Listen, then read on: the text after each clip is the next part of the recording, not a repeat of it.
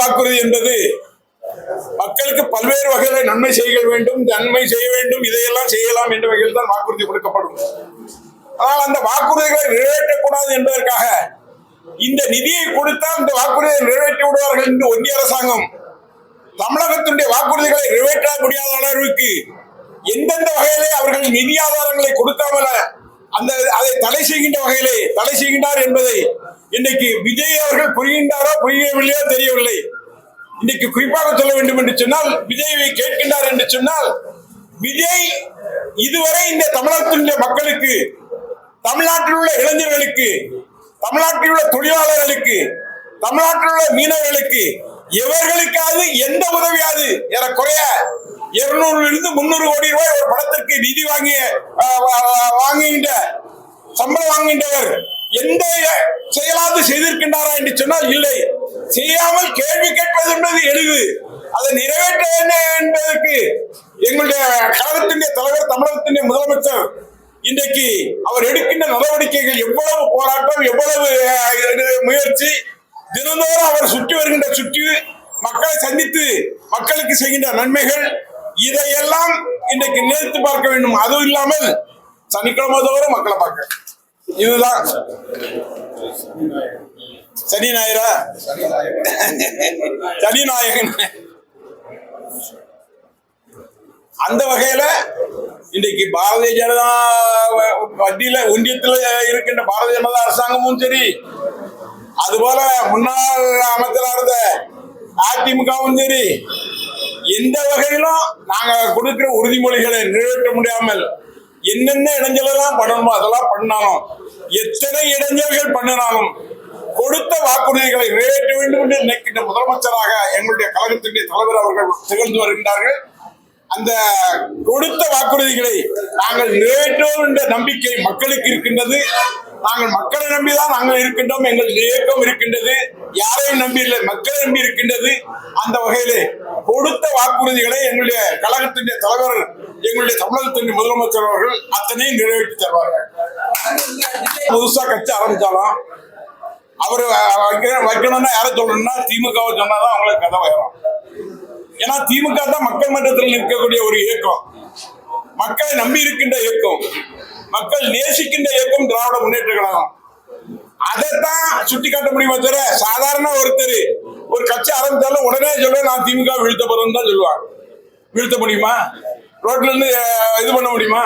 திராவிட முன்னேற்ற கழகம் என்பது பாரம்பரியமானது. அண்ணாவுடைய காலத்திலிருந்து, தலைவர் கலைஞருடைய காலத்திலிருந்து, நம்முடைய முதலமைச்சர் தளபதி அவர்களுடைய காலத்திலிருந்து அத்தனையும் பிற்படுத்தப்பட்டவர், தாழ்த்தப்பட்டவர், சிறுபான்மை மக்கள் ஒவ்வொருவருடைய உயர்வுக்காக இருக்கின்ற இயக்கம் திராவிட முன்னேற்ற கழகம். இந்த இயக்கம் ஆரம்பிக்கப்பட்டதின் நோக்கமே என்னவென்று சொன்னால், எவரெல்லாம் அமுங்கி இருக்கின்றார்களோ, இவர்களெல்லாம் பாதிக்கப்பட்டிருக்கின்றார்களோ அவர்கள் உயர்வு வர வேண்டும் என்ற வகையிலே இருக்கின்ற இயக்கம் திராவிட முன்னேற்ற கழகம். அந்த வகையிலே திராவிட முன்னேற்ற கழகத்தை எந்த கொம்பனாலும் தொட்டு பார்க்க முடியாது, அசைத்து பார்க்க முடியாது. வேண்டுமென்றால் மாநிலம் முழுவதும் உள்ளவர்களை எல்லாம் வர சொல்லி சினிமாவில் நடிப்பவர் கூட்டத்தை நடத்தலாமே தவிர எந்த வகையிலும் திராவிட முன்னேற்ற கழகத்தை எவராலும் அசைக்க முடியாது. அந்த வகையிலே வெல்வோம். 2024 தமிழகத்தின் முதலமைச்சராக எங்களுடைய மரியாதைக்குரிய தமிழக முதலமைச்சர், எங்களுடைய கழகத்தின் தலைவர் மரியாதைக்குரிய அண்ணன் தளபதி தான் முதலமைச்சர், அண்ணன் ஸ்டாலின் தான் முதலமைச்சராக வருவார். இதெல்லாம் யாராவது நடிகர் தூத்துக்குடிக்கு வந்தாங்கன்னா எப்படி இருக்கும் கூட்டம்? எப்படி கூட்டம் இருக்குமா? இடாதா? அதுதான் இருக்கும்.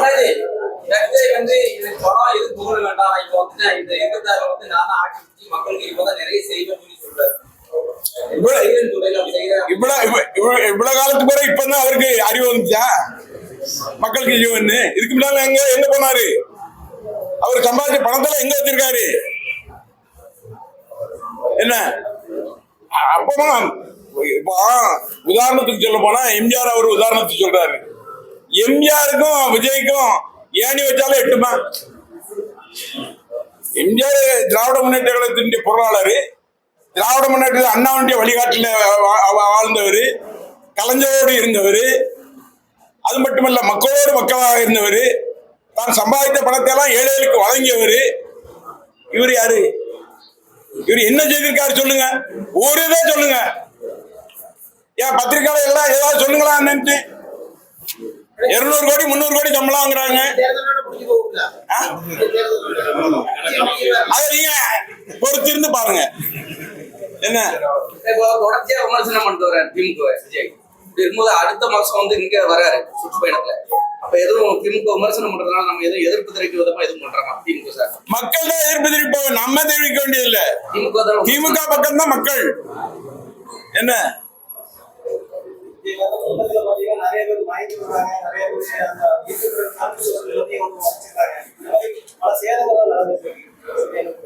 ஏங்க, ஒரு கச்சேரி நடத்துறாங்கன்னு வைங்க, திருநெல்வேலி ஒரு கச்சேரி நடத்துறாங்கன்னு வைங்க, அந்த கச்சேரி பார்க்கறதுக்கு கூட்டமா அள்ளிக்கிட்டு போகுது. அங்கேயும் 10-50 பேர் மயங்குறா, இது பண்றா, இது பண்ணி போறான். அதனால இதுதான் நடக்க வந்துட்டு என்ன. அதனால திராவிட முன்னேற்ற கழகம் என்பது பிற்படுத்தப்பட்ட மக்கள், தாழ்த்தப்பட்ட மக்கள், சிறுபான்மை மக்கள் இவரெல்லாம் தாழ்ந்திருக்கின்றார்கள், அவர்களுடைய கரங்களை உயர்த்தி பிடிக்க வேண்டும் நினைக்கின்ற இயக்கம் திராவிட முன்னேற்ற கழகம். எங்களுடைய நோக்கம் அதுதான். இதுக்கு அது இதுன்னு சொல்லல. அந்த நாங்க கொடுத்த தேர்தல் வாக்குறுதிகளை நிறைவேற்றக்கூடாது என்பதற்காக அது திட்டமிட்டு இன்றைக்கு ஒன்றிய அரசாங்கத்தில் இருக்கின்ற பாரதிய ஜனதா அரசாங்கமும் இன்னைக்கு அதிமுகவும் இன்னைக்கு பாரதிய ஜனதா அங்கமாக இருக்கின்ற இன்னொரு கட்சி இப்ப புதுசா வந்திருக்க கூட்டமா கூட்டுறாங்களே எது? அதாவது திமுக ஒரு பக்கமா பண்ண முடியாது, 3 பக்கம் அடிக்கணும், 4 பக்கம் அடிக்கணும்னு நினைக்கிறாங்க. அது எத்தனை பக்கம் அடித்தாலும் சரி அத்தனையும் வீழ்த்தி திராவிட முன்னேற்ற கழகம் 26 வெல்லும். டயா பூஸ்டர் சுகருடைய ரிமோட் கண்ட்ரோல் இனி உங்க கையில. அனைத்து மருந்து கடைகளிலும் கிடைக்கும். செய்திகளை உடனுக்குடன் தெரிந்து கொள்ள கீழ்கண்ட கேபிள் மற்றும் டிடிஎச் நெட்வொர்க்குகளில் எம்நாடு செய்தி தொலைக்காட்சியை காணுங்கள்.